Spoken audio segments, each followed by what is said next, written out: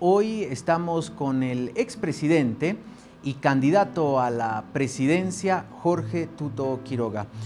¿Cómo está, Tuto? Bien, buenos gracias, días. Diego. Gracias por llegar buen día, hasta gracias. la montaña. Sí, sí, bonito lugar. Hay que reconocer que aquí la vista es hermosa y espectacular. Se aprecia la belleza de nuestra querida La Paz. La diferencia, además, llega a verse hasta la Casa Grande del Pueblo, que puede llegar a ser su despacho a partir del 8 de noviembre. ¿Cuáles serán esas tres primeras medidas llegando a Casa Grande?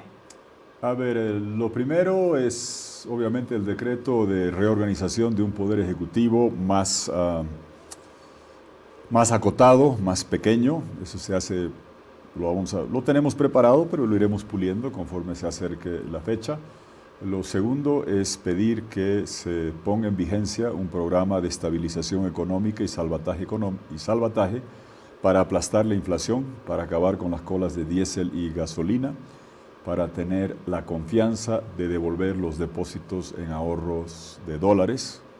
Hasta que no tengas eso, no restituyes la confianza. Y he sido muy claro de que se requiere un programa internacional de salvataje de balanza de pagos para que dejes de sufrir cuando vas al mercado y ves que los precios suben como cohete, tu canasta sale vacía, la carne es un lujo, el pollo extravagancia y no puedes alimentar a tu familia, para que termines con las colas de diésel, combustible, gasolina, la falta de diésel para producción, y que no hay confianza si 2.400 millones de dólares siguen en un corralito y no los devuelves. Si tú, Diego, encontrarías aquí saliendo por Aquisamaña un billete de $20, lo último que haces es volver a ponerlo en el banco porque entra y no sale más. Y es imposible atraer inversión, generar confianza si no cambias eso. Ahora, eso lo haría vía el Fondo Monetario Internacional, que toma su tiempo. No, vía programa internacional donde puedes trabajar muy rápidamente con eso. Somos socios, no hay que demonizar eso. La gente no sé por qué se asusta. Nosotros fuimos el primer país del planeta en eliminar toda la deuda externa de los organismos, Banco Mundial, BID, CAF, LAR, Fonplata. La plata se quedó acá, se la dedicó a la pobreza, se contrató maestros bilingües. Eso era innovador, eso era diferente. Esto no es un programa de ayuda, depende de la dimensión, pero hemos aprendido, recuerden el COVID, el gobierno de transición, manda una carta y recibe un desembolso de una vez cuota, somos dueños del Fondo Monetario. 237 millones, creo, ¿no? 335 millones de dólares más o menos, 200 al tipo de cambio de los DEX, 335 millones de dólares, y con cofinanciamiento inmediatamente empiezas con eso. Pero estamos trabajando desde ahora para tener un programa más grande. El número de veces cuota que requieres si haces esto no es el nivel que ha requerido Egipto, Grecia, Portugal en momentos de crisis, ni siquiera lo de Argentina u otros países. Es un monto razonable de 12 veces cuota. Eso te da el sello de confianza económica de que vas a manejar bien la economía. El cofinanciamiento viene para balanza de pagos, no para proyectos, no para paneles solares, no para carreteras, para balanza de pagos.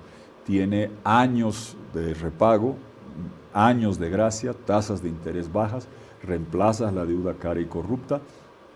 Lo vengo diciendo hace mucho tiempo. Es como el paciente que está en estado crítico, en la sala de emergencia, y que alguien te venga a decir, no, no hagamos eso. Entonces, hagamos sin suero, sin oxígeno y sin transfusión de sangre la recuperación del paciente en emergencia. No, cuando hay devaluación, cuando hay colas, es para acabar con eso. Y hay una mitología que se ha impuesto de que eso trae ajuste. No, el ajuste ya se dio, la devaluación ya está, la inflación ya se disparó, las colas ya están. El dólar ya está en 14. El dólar ya está en 14. Tú traes un programa de dólares, baja el tipo de cambio del dólar. Si la gente me pregunta, tus colegas, ¿a qué precio va a estar? El bolsillo lo determina, no el presidente. Ahora, traes el programa de dólares, oferta y demanda. Si me dirías, es hoy día que estamos empezando esto, mucho más cerca de 7 que de 14. ¿A cómo lo va a dejar este gobierno inepto? No lo sé, pero hoy día sería más cerca de 7 que de 14. Pero si me dices la cifra con 2 decimales, no la voy a dar porque depende del bolsín, de la oferta y la demanda, pero mucho más cerca de 7 bolivianos el dólar que de los 14 que está en la calle. Ese financiamiento te permite un puente de estabilidad para garantizar que tengas diésel y gasolina importada sin corrupción. Te permite devolver los dólares en la banca, que tengas dólares para importar medicamentos y mercadería. Papá Noel no trae dólares, el gobierno los trae. Yo escucho otras propuestas que decían, Papá Noel va a traer, va a caer del árbol. Mentira, si quieres tragarte mentiras, es eso. Nosotros lo decimos así. Primero, reorganización Poder Ejecutivo. 2, el programa de salvataje. Y 3, la avalancha legislativa. ¿Qué vamos a cambiar? Todo. Yo le he planteado al sector agropecuario... Todo, ¿qué es? Cambiar la ley de agropecuaria, la ley de vaporíticos, el código minero, el código de hidrocarburos, sistema de impuestos, reforma a la Constitución. Son 20 años perdidos. Ahora, obviamente no vas a hacer en simultáneo, pero ¿qué voy a decir yo? Juro el 8 de noviembre y esa noche no hay recepción. Se van al Congreso y aprobamos lo primero del paquete legislativo, nueva ley agropecuaria. ¿Cómo haría eso si no tiene los números suficientes en diputados y en Senado? Sobran los números. Sobran los números. Pero de la Alianza Libre. Yo sé, pero yo he presidido el Congreso con 17 de 130 diputados, hice todas las designaciones. Si haces una agenda propositiva para la gente, construyes la mayoría. Y más aún, con Rodrigo, él estaba en Potosí, acordamos, y con el Comité Cívico de Potosí, nueva ley de vaporíticos con recursos justos, está firmado. Estoy seguro que va a cumplir. ¿Como antesala a los contratos de litio? ¿Cómo va a manejar? Como marco normativo, a ver, vayamos por partes. Primero empecemos del agropecuario, enseguida entramos al litio. En el foro agropecuario hubo bancadas que hoy son aplastante mayoría, que nos comprometimos a hacer una ley con uso de biotecnología, reducir los insumos agroquímicos para el sector, aprobar los eventos transgénicos, modificar la función económica y social para que no sea extorsiva, sea productiva. Hoy, ¿qué propuse yo ese día? Que el 17 de agosto es la única vuelta congresal. Ofrecí mi brigada y empecemos a trabajar en la nueva ley agropecuaria. Se ha empezado a trabajar esta semana.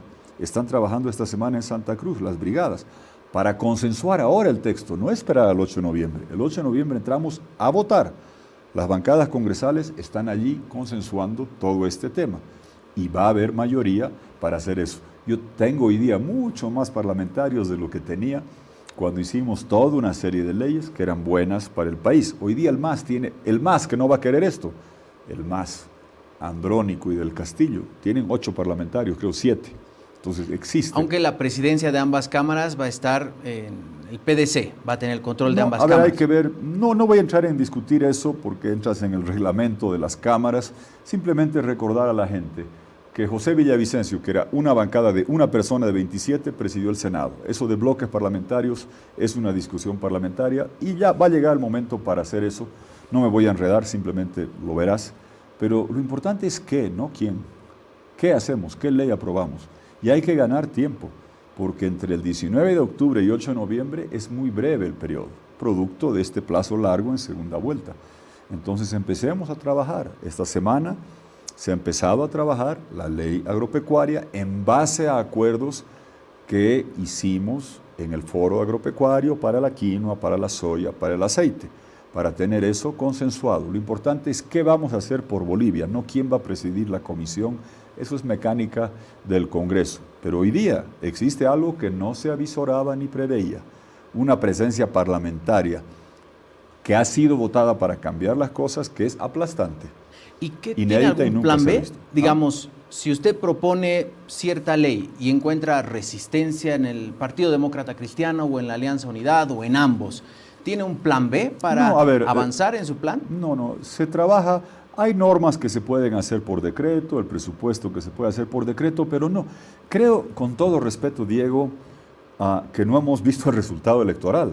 Hay 157 parlamentarios de oposición que muchos de ellos, y los líderes que los representábamos, hemos acordado hacer una nueva ley agropecuaria. Se está trabajando esta semana. El problema no es falta de votos. Creo que ha cambiado Bolivia y no nos hemos percatado aún.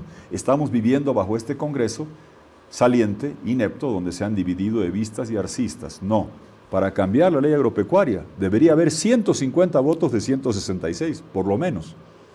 Para hacer nueva ley de vaporíticos debería haber lo mismo, porque hemos adquirido compromisos durante la campaña. Para hacer ley de hidrocarburos también. Entonces, es una Bolivia diferente. Seguimos viendo con lo que es este Congreso, donde no se aprueba nada porque se han peleado y dividido. No. La gente ha dicho que los que nos han gobernado 20 años se van. Del Castillo tiene un parlamentario, uno de 166, en representación del movimiento al socialismo.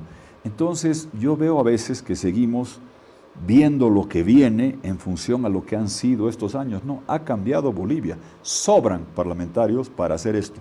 Todos los candidatos que tenemos hoy una aplastante presencia. Hemos hablado de la importancia de reformar la justicia. Eso se hace con reforma a la Constitución. De atraer inversiones. Eso se hace con reforma, cambio de las leyes y algunos ajustes a la Constitución. Francamente, Diego, el problema no es que falten parlamentarios. Va a sobrar la brigada parlamentaria. La dificultad radica en si tienes claridad en quien sea presidente quiere hacer esos cambios a toda velocidad con una agenda clara y nítida hacia adelante y no meramente administrar el desastre que hemos heredado del MAS.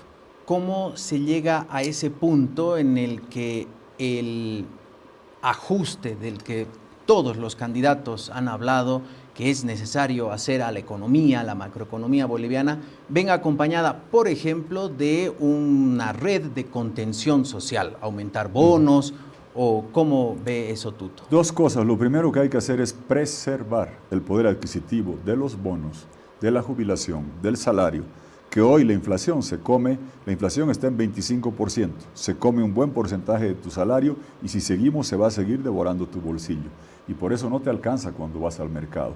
Diego, si tú revisas la historia de América Latina vas a verificar lo siguiente. Los programas para estabilizar la economía y devolver dólares son tremendamente populares. La mitología es que son ajustes, el ajuste ya se dio. Yo recuerdo que cuando hablaba de que si no hacemos un programa internacional va a llegar la devaluación, me decían, no, el gobierno no va a devaluar, la calle devalúa, no el gobierno. Van a llegar colas por diésel y gasolina, allí están. Se va a disparar la inflación, se disparó. Es como que a un paciente le digas, ¿quieres que te opere en la calle, sin suero, sin anestesia, sin transfusión de sangre? Ese es ajuste, eso es doloroso. El tener dólares te permite bajar el tipo de cambio. El tener financiamiento te permite aplastar la inflación, te permite garantizar el suministro de combustibles. Eso es bueno. Y si revisas la historia de América Latina, vas a verificar una cosa, de que aquellos gobiernos que han estabilizado la inflación, que han devuelto normalidad al flujo de dólares, han sido muy populares. Ese es el mito de que sería impopular, no sé de dónde viene. Te doy el ejemplo para no usar lo que pasó en Bolivia o Chile, Perú. Cardoso, el hombre más grande de la historia sudamericana, canciller de Brasil, después ministro de Hacienda. Hizo el plan real, paró la inflación en Brasil, le devolvió estabilidad al tipo de cambio del dólar en medio de una crisis. Lo hizo como ministro. 8 años fue después presidente y cambió Brasil con el voto de la gente. Entonces, para que veas que esos temas, parar la inflación, garantizar los dólares, es lo que la gente está pidiendo a gritos. Lo que no podemos es defraudar eso diciendo que Papá Noel va a traer dólares y no, el gobierno, yo los voy a traer, no Papá Noel. O seguir prometiendo que vas a incrementar todo 5 o 6 veces. Para hablar claro, esta segunda vuelta va a ser buena para ver cuál es la propuesta del PDC. Los 2 slogans que ha dicho el candidato a presidente o lo que ha prometido el candidato a vicepresidente, que ahora lo está amenazando con darle cárcel y demás, con nombre y apellido. La renta dignidad hay que preservar y reponer el poder adquisitivo parando la inflación. Eso voy a hacer. Pero el decir que la vas a multiplicar por 6, la renta dignidad promedio, entre 300, 350, dependiendo si tienes o no jubilación, por 6 es 4.000 millones de dólares. Eso es subir el déficit de 5.000 a 9.000, de 10 a 18% del PIB. Eso es hiperinflación. Eso va a afectar a todo Bolivia. ¿Eso lo ha dicho Rodrigo? No, pero lo ha dicho Lara. Y Lara dice que él manda, que él es el vicepresidente, que confíen en él, si no confían en Rodrigo, y que lo va a prender o lo va a encarcelar a Rodrigo si es que no se cumplen las promesas. Entonces creo que el primer debate que habría que hacer es que se pongan de acuerdo entre ellos. Yo sé que hicieron muchas promesas buscando subir del 6º, 5º lugar más arriba. Pues ahora están en segunda vuelta. Es hora de ser responsable, decir la verdad y que vayan delineando, porque hoy si me dices hay un debate con el PDC, te pregunto contra qué voy a debatir, contra 2 slogans de Rodrigo Paz o un cúmulo de promesas que desatarían la UDP hiperinflacionaria y sería la crisis de Arce multiplicada por 10. No sé con cuál voy a debatir, espero que en esta campaña se pueda dilucidar y bueno, que Rodrigo Paz nos diga, ratifica, rechaza, va a cambiar las propuestas que ha hecho Lara, empezando de esta de la renta dignidad. Rechaza o apoya los insultos que ha hecho el señor Lara en contra mía, en contra de Valverde y demás, porque ya he visto, se esconden en decir, dicen que dicen que dicen. No, Lara ha dicho toda serie de insultos en contra mía, ha hecho promesas, creo que es bueno que aclaren si respalda o no Rodrigo las propuestas que ha hecho Lara sobre la renta dignidad multiplicada por 6, o si valida los insultos que hemos recibido periodistas y quien habla de boca de su vicepresidente, quien le ofrece cárcel, y hoy día acabo de ver, viniendo acá en una agencia de noticias, que ha dicho que él como vicepresidente, presidente del Congreso, él va a garantizar que él va a manejar todo. Me parece que piensa que la vicepresidencia es un centro de un gobierno paralelo. No, te lo digo por experiencia. Presides el Congreso y ni siquiera votas, por si acaso. Sobre los vicepresidentes, ya que menciona, ¿qué papel cree que van a tener los candidatos a vicepresidente? En este caso, Edman Lara y Juan Pablo Velasco, en esta inédita segunda vuelta, en esta nueva campaña, porque es un nuevo momento. Tienes razón, es nueva campaña, lo has dicho con claridad, y es así, porque hay gente que piensa que es el segundo tiempo. No vale esa comparación. No sé cuál es tu equipo de fútbol, el tuyo. Bilster. ¿Tú de quién eres? ¿Wilster? El Bilster, sí. ¿Ah, sí? Ah, bueno, no, yo también, entonces ya no puedo hacer. Entonces estamos mal, bueno, no vamos a poder hacer el chiste. Sí, la analogía. Estamos camino al descenso, creo, sí, bueno. Supongamos que es el clásico cochabambino. Usted se vino de Celeste, muy bien, entonces digamos que usted es de más Europa. o menos. Ya digamos que Wilster esté ganando 3-1 a Aurora en el primer tiempo.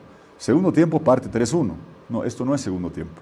Y que es parte 0-0. Es 0-0, es un nuevo partido. Exactamente. Nuevo partido, nueva elección. Y la gente tiene más información también, porque reconozco que en la primera vuelta siempre es así, hay una cacofonía, una vorágine de información, no sé cuántos binomios, por aquí han desfilado candidatos a senadores, a diputados, y es una avalancha, y es quién propuso qué, de qué partido son, es difícil. Ahora ya se eligió el Congreso, serenidad y calma, son dos binomios en un nuevo partido, y evidentemente eso trae un renovado nivel de escrutinio, al que nosotros, yo he estado sometido al escrutinio público hace décadas. Rodrigo, en menor medida, también. Ahora es un escrutinio diferente. Entonces, ese escrutinio, ¿qué significa? Que la gente en redes, los periodistas, ustedes dicen, ajá, ¿por qué dijo eso en tal época? ¿Por qué dijo tal otra cosa?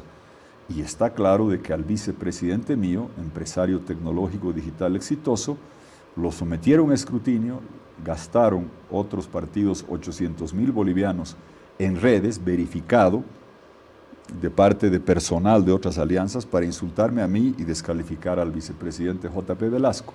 No le sirvió. Esa fue la única guerra sucia verificada y confirmada. El resto son escudos retóricos. O sea, Tuto no hizo guerra sucia. No, hicimos puro propuestas, ni siquiera.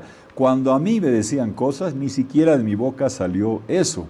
En debates le cuestionaba a Doria Medina, le cuestionó el candidato de ADN, Manfred Reyes Villa, lo de Internacional Socialista, no fui yo. Ahora ahora dicen, me la atribuyen a mí. Cuando alguien, Diego, dice algo que no puede justificar o hace algo que no puede explicar, eso de decir, guerra sucia, no. Es decir, un amigo me dijo en son de broma, sería como un cónyuge, una pareja que hace algo indebido el fin de semana y le piden cuentas, decir guerra sucia, no.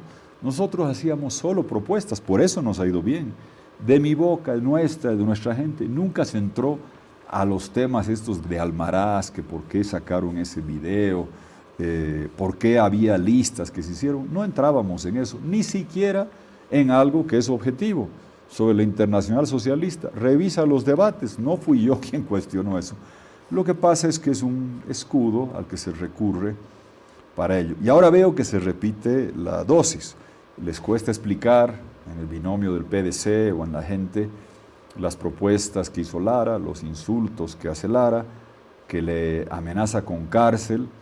El propio expresidente Jaime Paz ha dicho que es inmaduro, inexperto Lara. Bueno, lo dijo él. Entonces arréglense sus líos en casa sobre lo que están haciendo. Y creo que es bueno que en lugar de caer en el dice que estás en gente, en redes, está enterándose, y yo también, debo confesar, de videos de Lara que no habíamos revisado ni habíamos visto.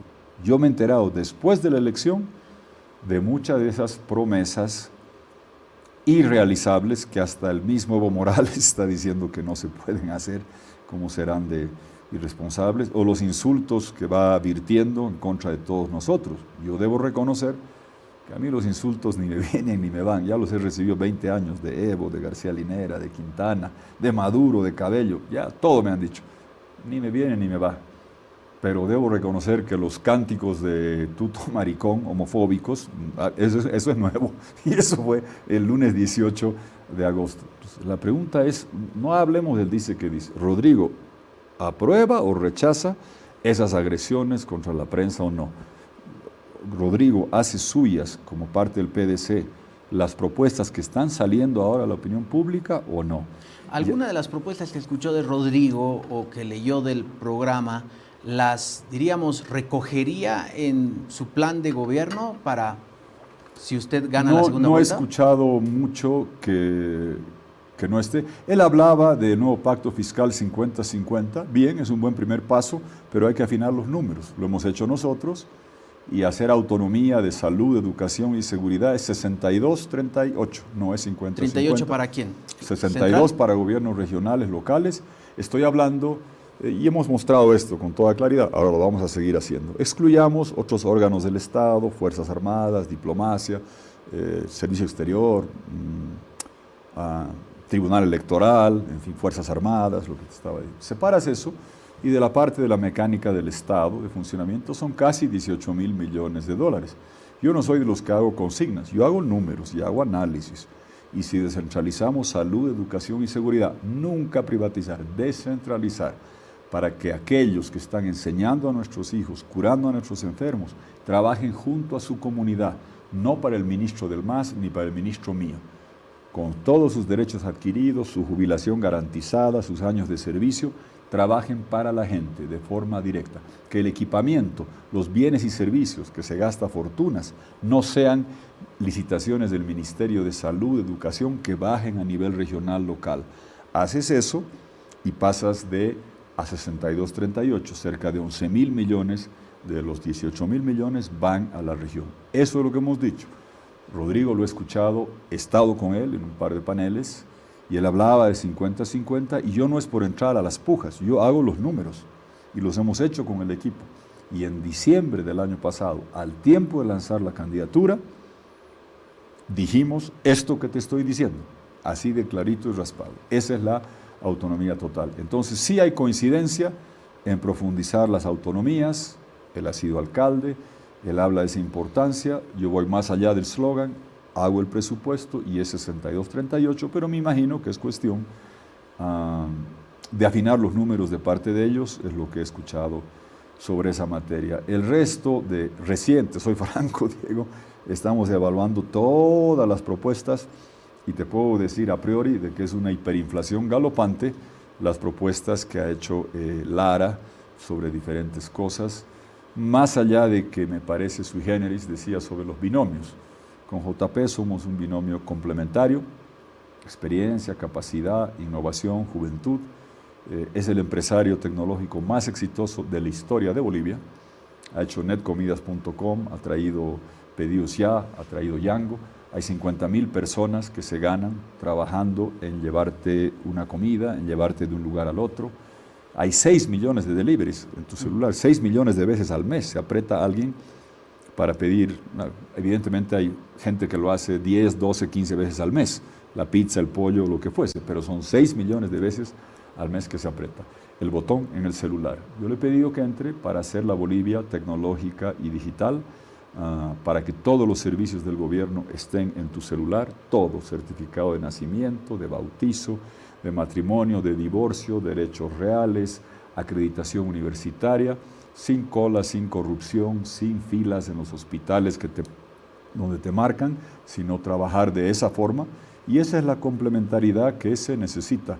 Y créeme que entiendo perfectamente el rol del vicepresidente. No es un poder paralelo a la presidencia, es la presidencia del Congreso para designaciones por 2/3, que vamos a hacer varias, en la Contraloría, en las reparticiones del Banco Central, de las instituciones, en la aduana, en impuestos, en caminos, por 2/3, con meritocracia, con los mejores profesionales, pero te lo digo por experiencia que el 90% del vicepresidente y su tiempo son tareas que le asigna el presidente. Avísenle a Lara, un pie en el Ejecutivo y otro en el Legislativo. Así es. Tuto, así cortito, ¿va a buscar la reelección usted en 2030 si es elegido el 25? Tengo una ventaja en ese sentido. Hay mucha gente que promete y después no cumple. Yo estoy sujeto a la opinión consultiva y la declaración constitucional que dice que hay 2 mandatos. Soy el único en contienda que ha tenido uno y ese sería el segundo. No tengo que prometerte nada excepto jurar cumplir y hacer cumplir la Constitución, y al hacerlo tengo una limitación que no le aplica a nadie más. Me aplica a mí, le aplica a Carlos Mesa si hubiera candidateado o a Jaime Paz si hubiera postulado. No le aplica a su hijo. Me aplica solo a mí. Y cumplo la Constitución. Hablemos un poco de las movilizaciones, ¿no? Que es algo que siempre se intuye puede llegar a ocurrir en Bolivia. ¿Cuál va a ser la postura que va a tener el gobierno de Tuto Quiroga frente a bloqueo de caminos o, por ejemplo, frente a un paro cívico? Hemos vivido diferentes movilizaciones en los últimos años de diferentes sectores. Diego, hay un enorme descontento por la inflación, por la falta de diésel y gasolina, al que vamos a dar respuesta, y la gente va a estar contenta, no movilizada, porque le estamos diciendo cómo hacer. Más bien, si no prevalecemos nosotros y no se implementa nuestra propuesta de salvación, esa pregunta hay que hacérsela a los que están anunciando que viene la hiperinflación y viene el descalabro. Allí va a ser pertinente la pregunta. Nosotros vamos a dar respuesta a las angustias económicas que están sufriendo y padeciendo las familias bolivianas por la inflación que sube como cohete y te devora el bolsillo cuando vas al mercado y no te alcanza la platita, devolver los dólares para tener la confianza, tener el puente de estabilidad para acabar con las colas de diésel, gasolina, revertir el ducto Sica-Sicarica, elevar el precio del barril interno, porque es una locura importar a 120, 130 dólares el barril, y aquí pagamos a los productores adentro 27 dólares el barril, que con la devaluación, y les pagas en boliviano, significa 13 o 14. Subes un poco, incrementas la producción, apoyas la agropecuaria, alimentas de comida al pueblo boliviano, de dólares a la economía, reforma agropecuaria, próximo año hay 1.300 millones de dólares, por eso es la primera ley, y traes adicionalmente biocombustibles. Todo eso va a dar respuesta a las angustias de las familias. Ahora bien, la criminalidad es otra cosa, el narcotráfico es otra cosa. ¿Y qué voy a hacer yo? Garantizar cielos abiertos, carreteras abiertas. Y a la criminalidad, al narcotráfico, a Marcet, a PCC, a Bermelo, se los va a tratar como lo que son, narcotráfico. Y aquí en Bolivia, de acuerdo a lo que dice la normativa internacional, que tipifica como exterminio el privar a la población civil de medicamentos, alimentos y combustibles, vamos a adoptar eso, y aquellos que lidericen bloqueos que van contra tus derechos de libre locomoción serán pasibles al resarcimiento por la vía civil. Pero digamos un paro cívico, como el de los 36 días por el paro en Santa Cruz. Bueno, que también ahí había impedimento de pasos. Sí, no, mire, a ver, si tú arreglas el tema económico, hay que ver por qué está protestando la gente. Para proteger a la delincuencia es otra cosa, es criminalidad.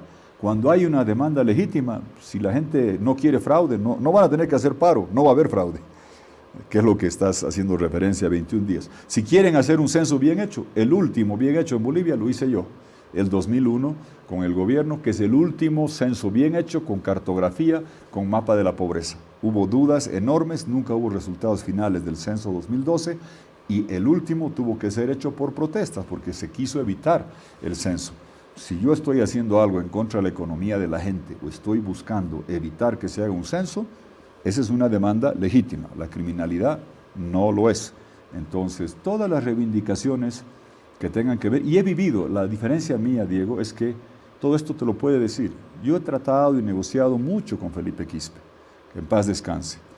¿Y qué hacíamos? Era una lucha por la pobreza. Fuimos el país que primero condonó la deuda externa, dejamos de pagar la plata, asignamos los recursos con la ley Diálogo 2000, donde 6, 7 veces por habitante recibían en Achacachi, que en la ciudad de La Paz, o en Roboré, que en la ciudad de Santa Cruz, o en Tinquipaya, que en la ciudad de Potosí.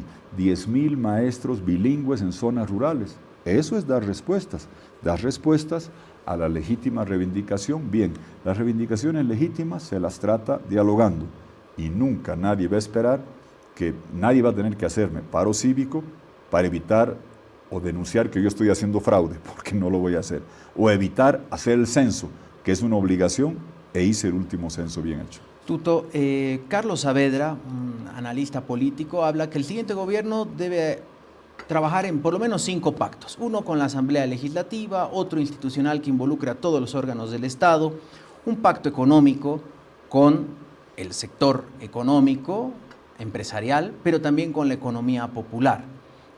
¿Cómo va a trabajar? ¿Cuál es su propuesta para la economía popular? Porque con el empresariado sí se vio en los diferentes foros que hubo. Con la economía popular. No, y he estado en todos los otros foros donde nos han invitado, he estado con juntas de vecinos, he estado con cooperativas mineras, con todo. Lo que sucede es, ya no controlo yo eso, cuando ustedes, no digo tú, ¿no? Cuando televisan un foro, eso yo no lo controlo yo. He estado en varios que no han sido televisados. A ver, vamos a trabajar en el espíritu de reconciliación y unidad. Somos un solo país, tenemos que salir adelante juntos, entendiendo que las angustias de las familias bolivianas son inflación, falta de dólares y colas primero. Eso hay que resolver y decir a la gente cómo, sin discursos melifluos o zigzagueantes o timoratos, con claridad decir a la gente, y somos los únicos que hemos dicho eso con absoluta apertura. Vamos a hacer un cambio dramático, propietario, liberal. El pueblo va a ser dueño del litio. Acciones de título de propiedad popular valen $1,500. Tú que me estás escuchando eres el dueño del litio, del hierro, del gas, a tu nombre, sujeto de crédito. Es hereditable, es garantía para el crédito. Eso es lo que vamos a transformar. Cuando hacía eso, Diego, me decían en los mercados, queremos lo mismo acá. Somos inquilinas en el puesto de venta. Va a haber títulos de propiedad popular en los mercados. Lo he dicho los últimos 6 meses. Hace 3 días he visto que Lara salió a decir lo mismo, por si acaso. Ahora si el plagio es halago, me siento halagado. Ahora, por favor, que no salgan a decir, tengo los videos para documentadamente decir eso. Esto de propietarios lo decía desde el 2020. Debo reconocer que el único proyecto que decía eso mismo y que tenía eso en su plataforma era el de Jaime Dum. Vamos a hacer de Bolivia un país de propietarios, incluyendo puestos en el mercado. Te lo digo porque cuando venga Lara, de repente te va a decir, acabo de escuchar que ha plagiado eso. Muy bien, esos temas son los que vamos a trabajar para que la gente entienda que va a haber una Bolivia diferente, sin inflación, sin colas, con propiedad, con impuestos bajos. Vamos a ir al sistema paraguayo, no al inicio, porque el déficit fiscal es muy alto, pero en los próximos 5 años vamos a llegar el IVA de 13 a 10, el RCIVA al salario de 13 a 10, el impuesto a utilidades de 25 a 10, bajándolo progresivamente de 2027, 28, 29, es el sistema paraguayo, con seguridad jurídica, base tributaria más ancha, con propiedad individual titulada para la gente, es otra Bolivia. Ese es el consenso que tenemos que juntos construir. Porque yo no quiero un consenso temporal que diga, apóyeme mientras sea presidente y después veremos. No, cambio estructural. Tú vas a ser propietario. Tú, gremialista, vas a tener los dólares para importar y vas a tener propiedad titulada en tu puesto de venta con impuestos más bajos. Vamos a actualizar el régimen simplificado que es vetusto y antiguo. Sería como que trates de ponerte la ropa que tenías cuando tenías 12 años. No te va a entrar, ¿no es cierto? Las tablas del régimen simplificado, lo hemos hablado, ya no sirven, no aplican. Vamos a hacer todo eso conversando y dialogando con la gente, de beneficio para la gente. ¿Qué ha pasado 20 años, Diego? El beneficio era para el Estado. El gobierno compraba las fábricas de miel, de papel, de cartón, los satélites, robaban y gastaban. La gastadera y robadera sin límite. El otro día Arce decía, ¡ay, me critican de gastadera! Y lo decía demostrando la gastadera. Para entregar unos tinglados, se viaja en el Jet Falcon y transmite en Canal 7 lo que está haciendo. termina el acto, se sube al avión y se va a una cumbre. ¿Para qué? La gente ha votado para que se vaya. Tiene un parlamentario que anda. Si se quiere despedir de Lula o de Petro, hágalo por Zoom. No gaste plata. No hay dólares, Diego. ¿Cuántos dólares ha costado el alojamiento, el combustible de ese viajecito de despedida? Esa es la gastadera a la que nos han sometido, el no tener clemencias de la gente. Nosotros, el gobierno va a dejar la gastadera y los recursos van a ir para salud, para educación, con revolución propietaria, con cambio tecnológico, trabajando para la gente. Tú hablabas de litio. El tema de los contratos de litio ha sido algo muy conversado. Algunos candidatos han dicho, si yo llego, rompo los contratos. ¿Esa no sería una mala señal para el mercado internacional? El romper, diríamos, los contratos bolivianos o de la extracción directa de litio, ¿qué se debería hacer? ¿Por dónde debería transitar la política de litio y cuál la propuesta de Tuto? Por la vía que hemos acordado en Comcipo, en Potosí, y menos mal estaba Rodrigo Paz, no estaba Samuel Doria ni Manfred. Ahora, como estamos en segunda vuelta, te puedo decir, está firmado. Por favor, amigos de Comcipo, publiquen lo que hemos suscrito. Todo de acuerdo a ley, no contratos que estén fuera del marco de la ley a espaldas de Potosí, sin los recursos justos para Potosí. Estos contratos fueron hechos a espaldas de Potosí, sin socializarlos y no de acuerdo a norma. Nunca más a dedo. Bolivia trajo mucha inversión en hidrocarburos. Quien vino a invertir no era porque yo quería. Venían a invertir en licitaciones de acuerdo a ley y norma. Aquí o en Kawasi. ¿Quién hizo la mejor oferta? Total de Francia. Hicieron la mejor oferta, ganaron el derecho a explorar en el bloque de Aquio, Incahuasi. Después se asociaron con Gazprom, es el segundo campo que más produce. Bienvenidos. No porque yo lo dije, porque se hizo norma y apegado a la licitación. Nunca más a dedo y a espaldas de Potosí como han sido estos los contratos. Y allí que se puso Rodrigo Paz y Tuto Quiroga, no validamos los contratos hechos a espaldas de Potosí. Tienen que ser hechos de acuerdo a norma. Y si quieren venir esas empresas, entren a un proceso competitivo, hagan la mejor oferta, nunca a espaldas de Potosí, con la percepción de regalías justas de acuerdo a norma. Hemos comprometido a hacer esa nueva ley de vaporíticos y te decía, vamos a reestructurar el gobierno, salvar la economía con el programa internacional y tercero, la serie de leyes sectoriales junto a tratados bilaterales de inversiones, junto a acuerdos de libre comercio y junto a garantía de mecanismos multilaterales de arbitraje. Eso es lo que yo con toda claridad vengo proponiendo. Ley agropecuaria, te decía primero, 8 de noviembre. 8 de noviembre no estoy hablando de... Se empieza a tratar después de consensuarla, se aprobará. Después la de minería, después la de hidrocarburos, la de litio. Veamos el orden. Primero agropecuaria, de ahí veamos el orden. Tenemos que hacer la reforma parcial a la Constitución para poder votarla en marzo del próximo año, hacer ajustes al sistema judicial, modificar los marcos para atraer inversiones. Hay una agenda profunda que llevar adelante y desarrollar, y la gente que yo voy a hacer en el litio de Bolivia potencia mundial. Diego, tú eres joven, yo recuerdo que el 2008 salieron los teléfonos inteligentes, el 2007 es el año que sale Android y sale los iPhones. Yo dije, bien, aquí está batería de litio. Nosotros tenemos que ser potencia mundial de litio y hacer en Bolivia las baterías. Hace 15 años dije eso. Evo Morales me respondió, ¿por qué baterías? Autos voy a hacer yo. Ni un triciclo, ni un patín hasta ahora. Y nosotros, yo voy a proponer hacer de Bolivia un país que se exporte la materia prima a precio de mercado, hacer un régimen de zonas francas, llenar el Alto Oruro Potosí de lugares donde puedas vender como el gas a las industrias, se lo vendes más barato que al Brasil, igual acá.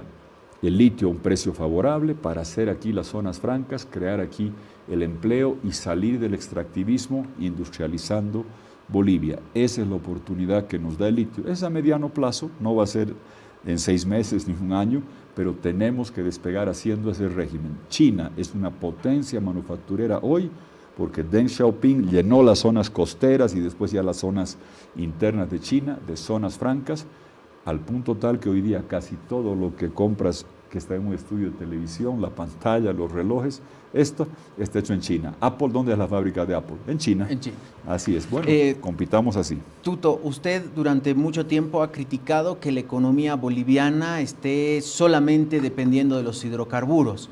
del ingreso de los hidrocarburos. ¿Cuál va a ser la diversificación de la matriz económica en los 5 años del gobierno de Tuto? La que he señalado en las leyes sectoriales que te acabo de puntualizar. Agropecuaria, que es el sector que más rápido puede rebotar. Próximo año puedes exportar 1.300 millones de dólares adicionales, darle dólares a una economía sedienta de divisas, darle alimentación al pueblo boliviano y biocombustibles adicionalmente. Hidrocarburos, que no solamente es para desarrollar un sector que nos ha dado de comer durante 20 años. El MAS se farreó el gas. Yo lo advertía hace mucho tiempo. Es imperioso resucitar el sector, de lo contrario apaga 7 de cada 10 focos en este estudio cuya energía proviene del gas. Y empieza a prender las velas para tus próximos invitados. O cuando cocines no vas a tener GLP ni conexión de gas a domicilio. Vas a tener que cocinar a leña otra vez. O cuando salgas de aquí del estudio ya no vas a poder ir en un micro con GNB. Vas a tener que bajar patinando y ya no sé cómo subes hasta acá. Es dramático lo que pasa en hidrocarburos. Minería.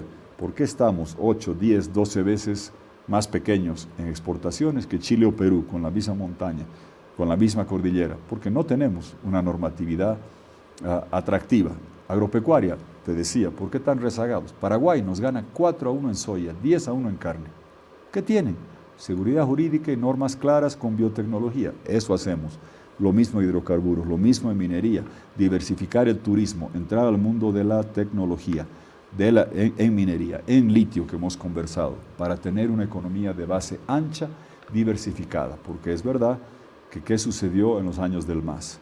Heredaron la vaca lechera gasífera, nosotros les dejamos gas que certificamos, ductos que construimos, mercados de Argentina y Brasil abiertos con contratos establecidos, impuestos que legislamos en la ley 3058 que hizo Armando Bacadíes.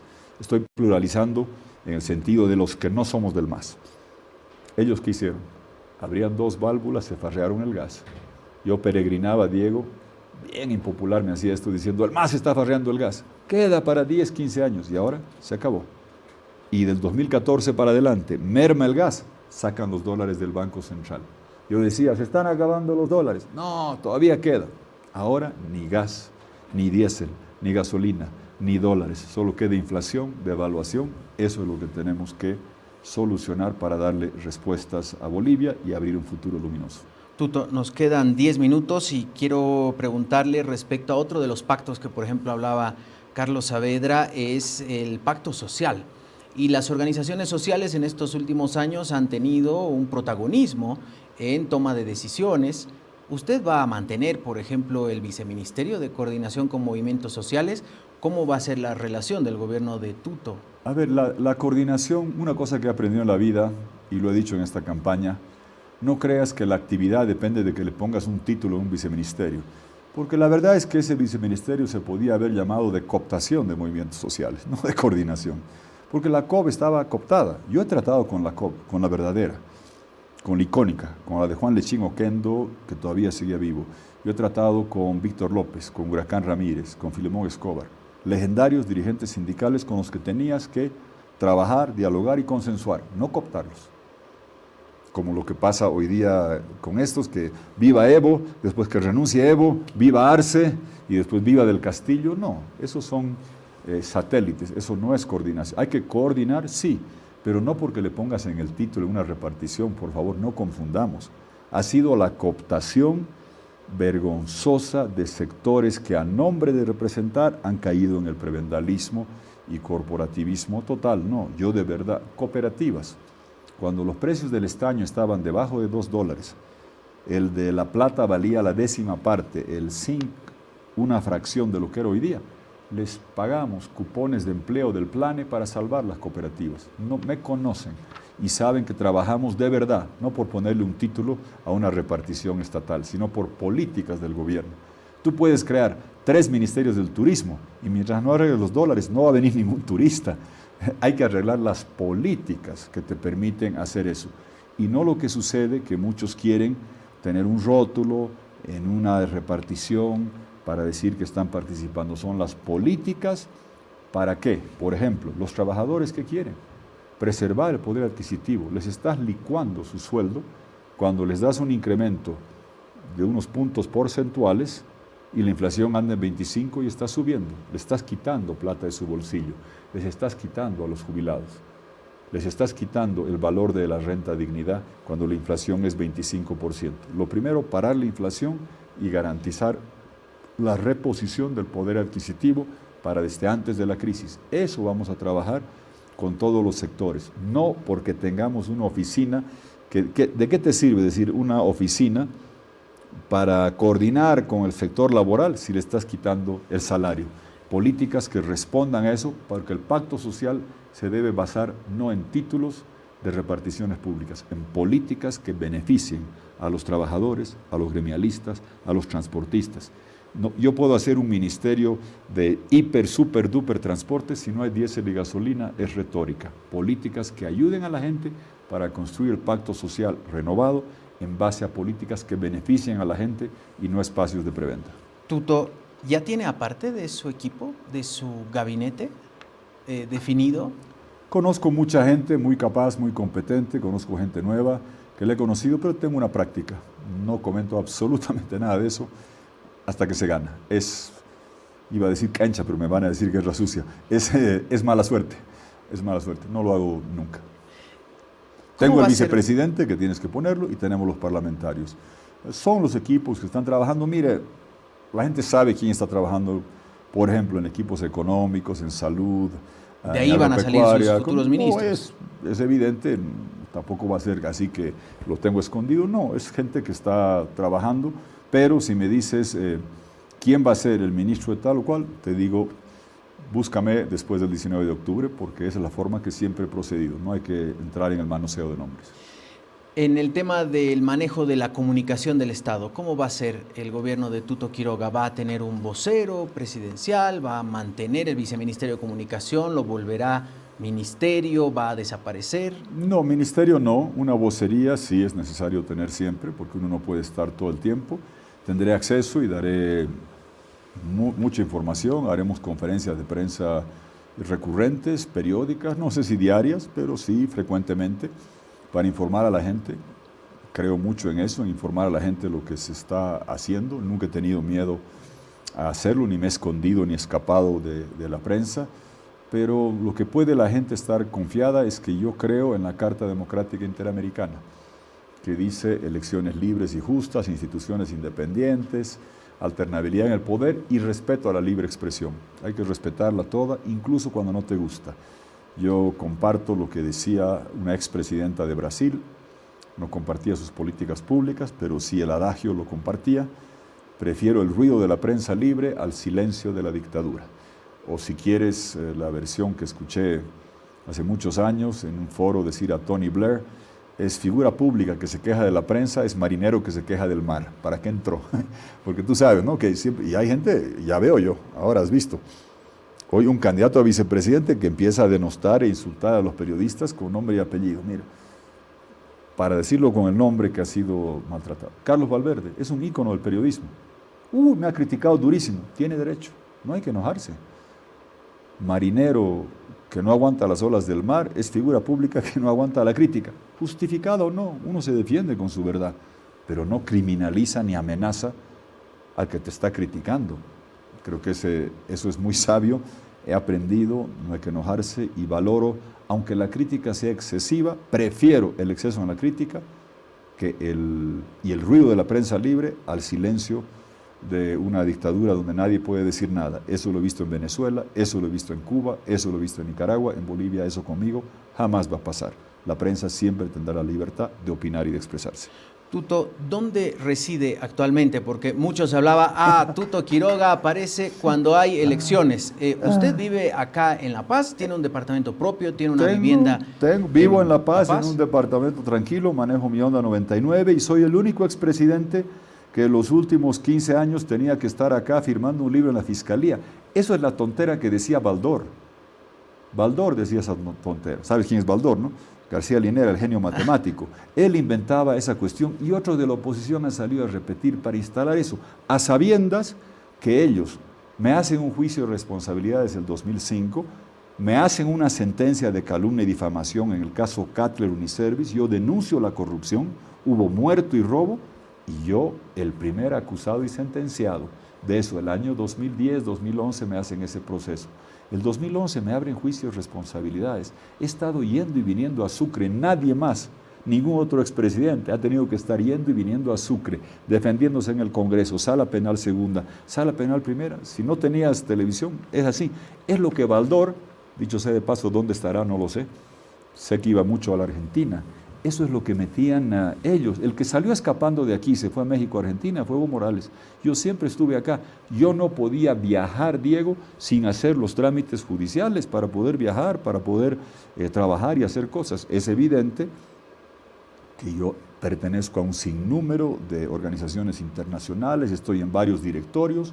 Honor haber sido el primer latinoamericano de estar en el directorio de Freedom House, una institución de décadas que hace los informes de libertad. Fui el primer latinoamericano en estar en eso, en Club de Madrid, el Diálogo Interamericano, en la Biblioteca de Alejandría en Egipto estaba. Y muchas veces no podía ir a muchos compromisos de trabajo, estaba en un directorio y dirigiendo un emprendimiento de centros de inteligencia artificial en Europa y Japón.